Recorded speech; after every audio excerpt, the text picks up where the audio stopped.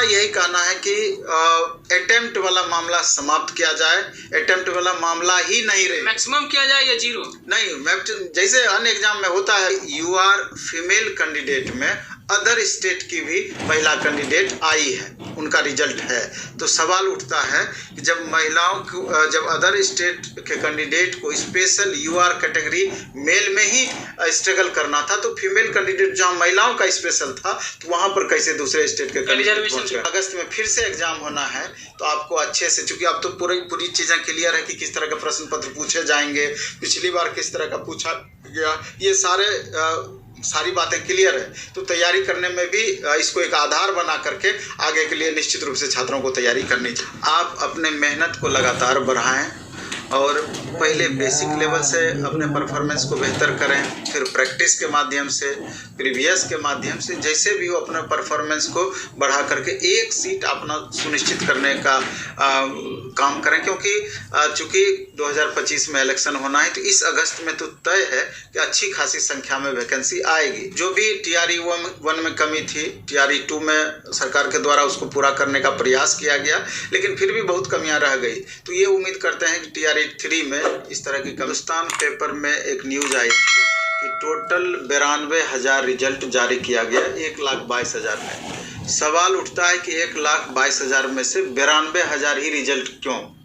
क्या student qualify नहीं कर पाए या कोई दूसरा रीजन रहा?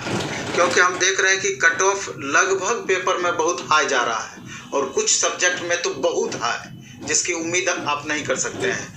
तो सवाल ये उठता है कि जब उतना हाई कट ऑफ जा रहा है, तो सीट कैसे खाली बच रही है? एक बड़ा सा प्रश्न है।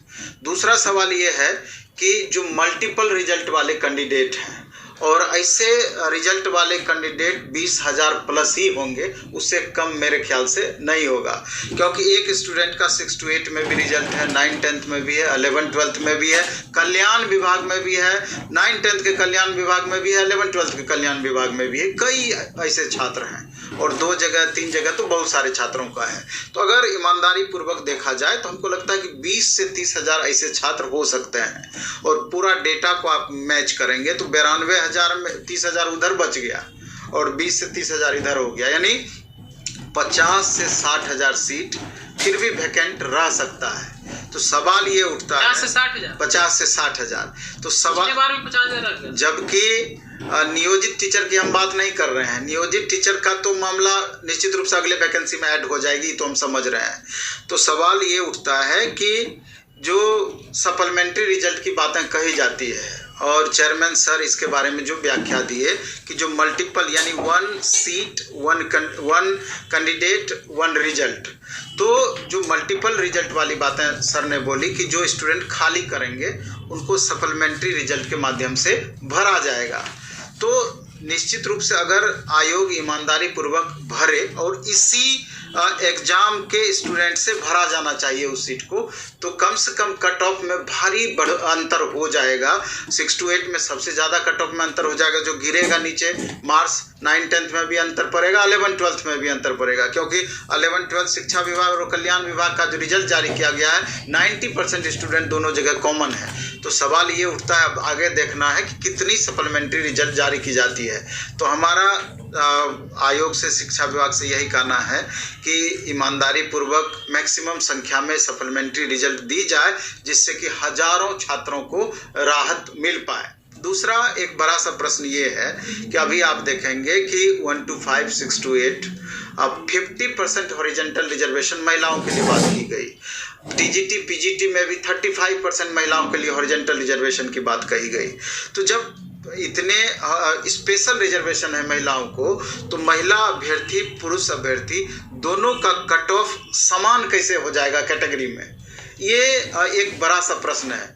हो सकता है कि हमको जानकारी का अभाव रहे या हमको बहुत ज़्यादा नॉलेज ना हो, तो इस संबंध में जैसे हमको नॉलेज नहीं है, बहुत सारे छात्रों को परेशानी हो रही होगी, वो समझ नहीं पा रहे होंगे कि महिला और पुरुष अभ्यर्थी का मार्क्स कैसे बराबर हुआ। तो यहाँ पर भी आयोग को इस मामले में क्लियरेंस अपना देना चाहिए कि ये कारण रहा जिसके कारण महिला और पुरुष अभ्यर्थी का बराबर मार्क्स आया। और कुछ सुना जा रहा है अभ्यर्थियों के द्वारा कि यूआर फीमेल कैंडिडेट में अदर स्टेट की भी महिला कैंडिडेट आई है, उनका रिजल्ट है। तो सवाल उठता है कि जब महिलाओं को, जब अदर स्टेट के कैंडिडेट को स्पेशल यूआर कैटेगरी मेल में ही स्ट्रगल करना था, तो फीमेल कैंडिडेट जहां महिलाओं का स्पेशल था तो वहां पर कैसे दूसरे स्टेट के कैंडिडेट पहुंच गए? हाँ, रिजर्वेशन की बात। तो सवाल बहुत सारा है। दूसरा महत्वपूर्ण सवाल ये है कि आप 1 साल के अंदर में 3 बार एग्जाम कराने वाले हैं। 2 बार हो चुका, तीसरा अगस्त में होना है। तो जो स्टूडेंट तीनों में पार्टिसिपेट कर रहे होंगे तो उनका 3 अटेम्प्ट की बातें आपने कही है, तो यहाँ यहीं पर पूरा उनका करियर समाप्त हो जाएगा। जिनका रिजल्ट हुआ और जिनका रिजल्ट नहीं हुआ अब तो दौड़ से बाहर हो जाएंगे। बिहार के संदर्भ में उनका करियर समाप्त हो जाएगा। तो इस पर नवीन सर क्या बोले? मेरा यही कहना है कि अटेम्प्ट वाला मामला समाप्त किया जाए। अटेम्प्ट वाला मामला ही नहीं रहे। मैक्सिमम किया जाए या 0? नहीं, जैसे अन्य एग्जाम में होता है मैक्सिमम अटेम्प्ट वाली बात। जितना बार ट्राई कीजिए। क्यों नहीं? आप तो वैकेंसी अभी ना आपका 3 बार आया है। इससे पहले 6 साल 7 साल का इतिहास देख लीजिए, कितनी बार वैकेंसी आई है। तो स्टूडेंट का करियर इसको लेकर के समाप्त नहीं होना चाहिए। आयोग से मेरा ये गुजारिश है। इसके अलावा भी आप देखेंगे कि कई सारे ऐसे प्रश्न हैं कि जहां स्टूडेंट कन्फ्यूजन वाली स्थिति में बने हुए हैं। तो सबसे पहले तो अभी सबसे ज़्यादा जो बेसब्री से इंतजार कर रहे हैं स्टूडेंट सप्लीमेंट्री रिजल्ट का। हालांकि मामला बहुत सारा है। भाषा का मामला है, आप लास्ट मोमेंट में भाषा के मामले को जो 0 आप कर दिए उसके मार्क्स, उसको लेकर के भी स्टूडेंट में आक्रोश है कि उसको लेकर के कहीं ना कहीं कट ऑफ प्रभावित हुआ है। क्योंकि जो छात्र 1 मार्क्स से छट गए, 2 मार्क्स से छट गए, तो उनको स्वाभाविक रूप से परेशानी होना ही है कि कहीं ना कहीं अगर ये भाषा वाला मामला नहीं रहता तो मे भी कि और बच्चे बाहर जाते तो हम अंदर जा सकते थे। हमारा भाषा ठीक गया था क्योंकि हमने भाषा पर भी बहुत ज़्यादा अपना समय दिया था। तो बातें तो बहुत सारी है इसमें कि जिस पर ध्यान देने की या फोकस करने की जरूरत है। चेयरमैन साहब तो भाषा पर बोले थे सर कि हम क्वेश्चन बांटने में देरी हो गई या नहीं पहुंचा, बांग्ला की जगह पे हिंदी की जगह पे उर्दू। नहीं, इसका खामियाजा स्टूडेंट, बाकी स्टूडेंट क्यों भुगतेंगे?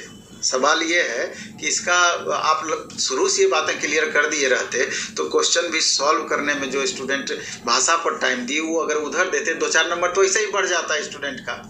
या पहले से अगर क्लियर किया हुआ रहता तो उतना तैयारी, भाषा का तैयारी ही वो नहीं करते, उतना टाइम तो बच जाता, तो इधर जाकर अधिक से अधिक टाइम दे पाते स्टूडेंट। तो बहुत सारे मामला इसमें हैं। अब बात रही TRE 3.0 का, तो ये एक स्वागत योग्य कदम रहा कि उसका कैलेंडर आपका आ गया कि प्रत्येक साल अगस्त के लास्ट में इसकी एग्ज़ाम होगी, प्रत्येक साल।